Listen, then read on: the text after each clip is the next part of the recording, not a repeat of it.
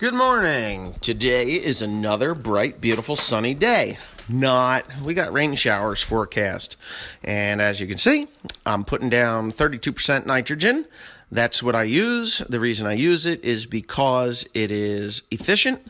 It is less volatile than urea. Spreads nicer than ammonium sulfate. I'm having issues with dusty sulfate, so I'm not going to use that now for a while until they get me some quality stuff. Had some questions about ammonium sulfate. Not ammonium sulfate. Yeah, I guess ammonium sulfate and nitrogen, 32% nitrogen. So I will answer those questions now. One of the questions was, what form is my ammonium sulfate in? Well, it's in a prilled form. They look like little fish eyes that are half dried out. If you get the really good quality ones from, say, Honeywell, and Honeywell, it comes from the nylon plant, I believe. But anyways, Honeywell out of Virginia produces the ammonium sulfate. Now, the last load of ammonium sulfate that I got, I'm going to say that it had a lot of fine stuff in it. Table salt consistency, which is no good for spreading with a spinner type spreader. You could do it with a boom spreader accurately, but apparently I don't have one, and I'm not going to go out and buy one. It's just easier for me to get 32% liquid nitrogen. 32% liquid nitrogen is a product that is made up of two different chemicals, nitrogen-based chemicals. One is ammonium nitrate. The other is urea. The third chemical is H2O, water. So, when you mix the two chemicals together, there is a reaction. The reaction is, the two nitrogen chemicals, urea and ammonium nitrate. They react, turning the product into a snot-like consistency, which needs to be watered down with water. Obviously, they bring the level of nitrogen down to 32%, where it is a flowable consistency, pumpable. It is kind of thick. Like a glycerin kind of thick, maybe not even that thick, but it isn't like water. You can tell it's thicker than water. So anyways, I use that because it doesn't burn the crop, whether it's corn, whether it's hay. Liquid nitrogen in 32% form will not burn as bad as, say, 30% nitrogen or 28%. And there is a fertilizer plant up here, not one that I use anymore, that claims that 26% will give you less burn, which is total bullshit, because the hydrogenation of the water from the positive and negatively charged chemicals, the urea and ammonium nitrate, will cause a hydrogenation, which will cause the grass to burn. If you spray this stuff on too early in the morning or too late in the evening, well, actually in the evening it's not bad, but in the morning, with the dew on the grass, it will burn the ever-loving crap out of your hay crop. So that's what I'm trying to avoid. It is it's afternoon now, I think, when I'm doing this right here. And for the most part, this farm that I'm putting this nitrogen on, I will be back here middle of August. I can't cut. This is county ground, and there's a couple of patches that I can't cut until after August 15th. So it was just perfect for me to go in, get the first cutting off, get this fertilizer on. August 15th, I'll go in, I'll cut it's another like 35 acres of first cutting off of there. Then I'll fertilize it again, and then I'll be back in for a third cut sometime in late October, November. At least that is the plan. Hopefully everything goes well with that. So on another note, while you're watching me put this fertilizer on, you're going to see in the next clip, when I'm finished with this particular farm up here, I drive home.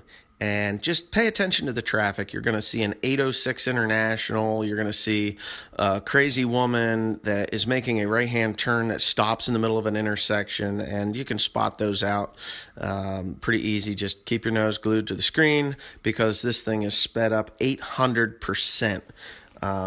It right now is 800%. The next one's going to be 2,000%.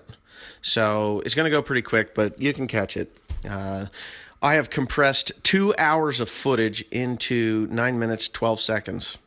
That's what I've compressed this into. So enjoy it.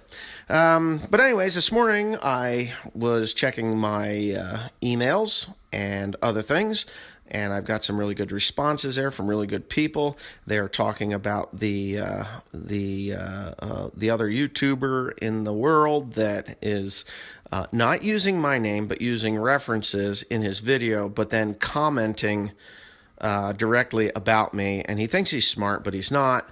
But we're not even going to get into him. But I would like to clear some things up about horse people and customers.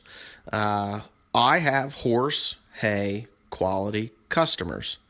And, here's another question. I might as well answer this one too. What's the difference between mulch hay and, say, feed hay?